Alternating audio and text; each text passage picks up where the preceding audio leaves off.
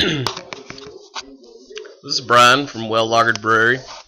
I intended to make videos of all this, but it's been over a year and it took me longer than I thought it would. These are the photos from the core of the build, not including the brew troller assembly and, inner workings of that. As you can see here, this is me building the frame. I got plans off the internet, kind of as a rough guide, and I measured all the metal and figured out what I needed. Went to town and bought it. Borrowed my father's chop saw.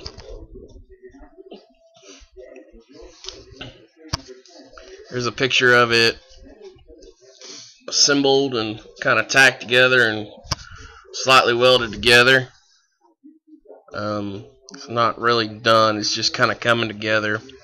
You'll notice how tall it is. It was taller than I wanted it, so I had to, you'll see in the next picture, I chopped it down and made it shorter. And I'm of normal height, I'm 5'10", so the plans I had, I don't know what they were thinking, but whatever. Here you'll notice I put the cross pieces in for the kegs to set on. Not really much going on here other than just, getting the frame built and getting the structure going, putting casters on. And at this point I had only had a Hobart 140. It's a AC welder. Well, runs on AC, and it's just a little MIG gun. Worked good. I sewed some of it up with carbon dioxide, but that was kind of a waste of my time. I really didn't need it, so I just went back to flux core wire.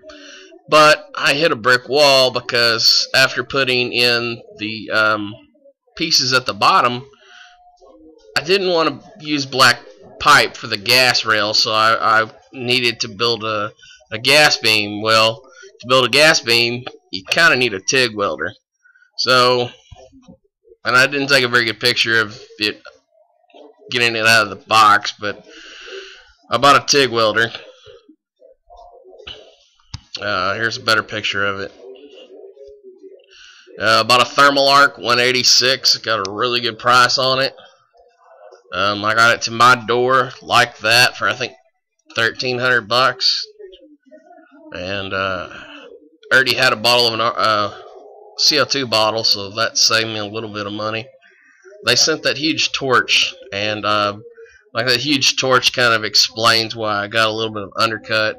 So, you get a new toy, you have to do a little practicing, try to figure out what you're doing, and that's kind of like my start of practicing there. So about that time, I also got a delivery in of fancy stainless steel parts. It's just some of them. So I welded up the gas beam. This was the first thing I welded with that TIG welder, and I did a pretty good job for what I want to think for not really ever using a TIG torch. You can tell I definitely undercut. I had a little too high. You can see I cut into the those couplings. However, the end pieces I did a really good job. I mean, I just melted it together, and there was no real really couldn't see it. And then I went ahead and did a pressure test on it, and I found 3 little pinholes I had to go back over. But other than that, it wasn't a big deal. So then I had to figure out how was I going to assemble the gas beam into this brewery. I didn't want to weld back over it, because if you weld back over what you TIGged on the end caps, I was afraid I might blow out my good seal. So, get to the next picture.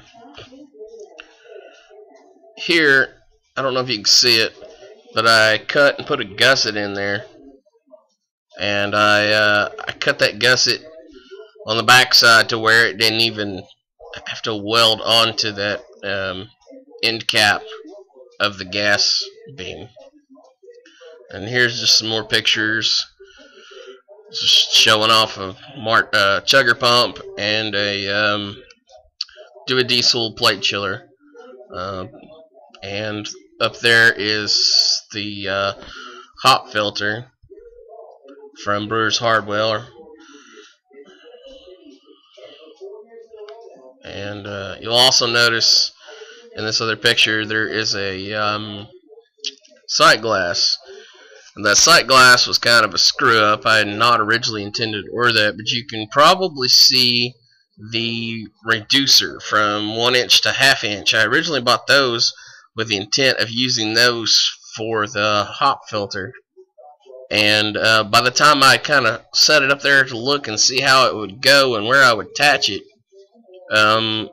it was basically touching the floor. It was way too long. So I found another part that would work, so I went with that, but really didn't want to return the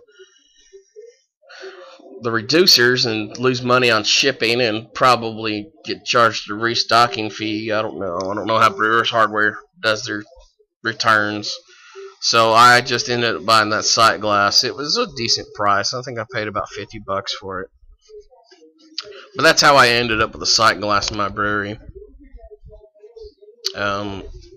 Here's just another picture of me trying to figure out, and that's really the hardest thing I think I had with this brewer, is figuring out how to attach stuff, how to hang it, how to get it going, that and bending all the pipe, which we'll get to that eventually. So like I said, there's me. I had, luckily enough, I didn't have to go buy any more pipe because square tubing. I had that little piece left over, so I cut it and put it in. And I had some plate steel, so I started mounting the chugger pumps, and then I also mounted the plate chiller. I had some angle iron left over from another little project I did, so I cut that and welded it in, and drilled it up to where it would set on that rail like that. Then I started getting a little adventurous, and I realized, well, I eventually have to weld these kegs because I spent the money on the TIG welder and I've got the kegs. Can't build a brewery without the kegs. So this is just me showing, I cut the hole. It's not even welded yet. Here's an example of some of my handiwork. It's not the greatest pictures. The welding's not the greatest either. However, it's not bad. You can tell a little undercutting again right there. This is probably one of the best welds I did. Please feel free to critique and tell me where I'm going wrong. It's not a very good picture. I think that's the same one I just showed you. Another pretty bad picture as far as pictures go. I can't really see that. And I did back purge these, and I was just curious how other people's looked on the back. You can tell I overheated the metal a little on the right side down there around, was that 4 o'clock, 5 o'clock?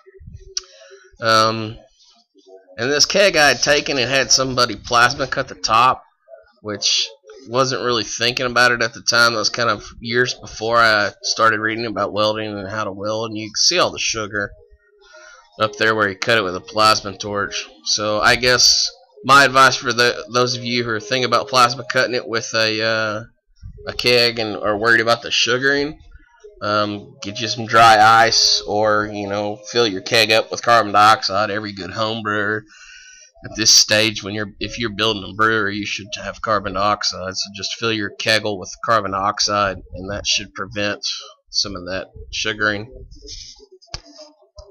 I did back purge these welds, so that discoloration you're seeing there, it's not sugaring. I don't exactly know what I would call that. I don't think I burned too much chrome or nickel out of these, but I could be wrong. This is just the stack of the kegels after I got them all pretty much welded up. Just another picture. This came later, but it goes into the kegel. Obviously, I had to weld these at a later date because I had to read up and figure out kind of what I was doing. And I'll explain this. That's a thermal well. and there's a triclove, obviously, and the way I've got them built is, you tri-clamp the thermal well in there, and inside there is a temperature probe. So you have a stainless steel temperature probe that goes inside the thermal well that all basically tri-clamps onto the keg. Shortly after that, I painted the frame black. There's a picture of kind of the rough frame as it is. You can see what I did for the plate chiller earlier. You couldn't see that. And I just got the those burners there on just pipe and ball valves for kind of the interim. And I was getting excited. It's starting to come together, so I'll put them up there and see how they're going to look. That's kind of the coming together of it all. And so here's just a out of order picture again, but kind of how I was using all the furls, as they call them. I know a lot of y'all are probably like, "You're crazy, man. You should use the rubber grommets." I don't know. Leave me comments as to why I should or shouldn't. As you can see in the next picture, I started bending pipe. That hop filter, I was having trouble figuring out how to mount that. I didn't really couldn't figure out a good way to do that. And if you look next to that plate chiller, there's a bolt down there. And what I did, and I'll try to explain this, is I took a bolt and I welded a wing nut onto that bolt. And that bolt had quite a bit of threads. And you can see I bought basically like a sleeve, and I welded a nut to that sleeve that went over the bolt, so that way I could drill a hole in the frame, weld the sleeve and the nut into the frame, and then that bolt would go through that nut and attach into that little, if you look on the hop filter, there's a little part that's sticking up there. That's some threads in there. So I was able to, like I said, drill through that frame, weld that piece in there, and then I could stick that bolt through there. And since it had the wing nut, you could tighten it with your finger tight. And so that gives it the ability to come off, because you are going to want to clean these things after you're done using it. You have to wash the hops out of it.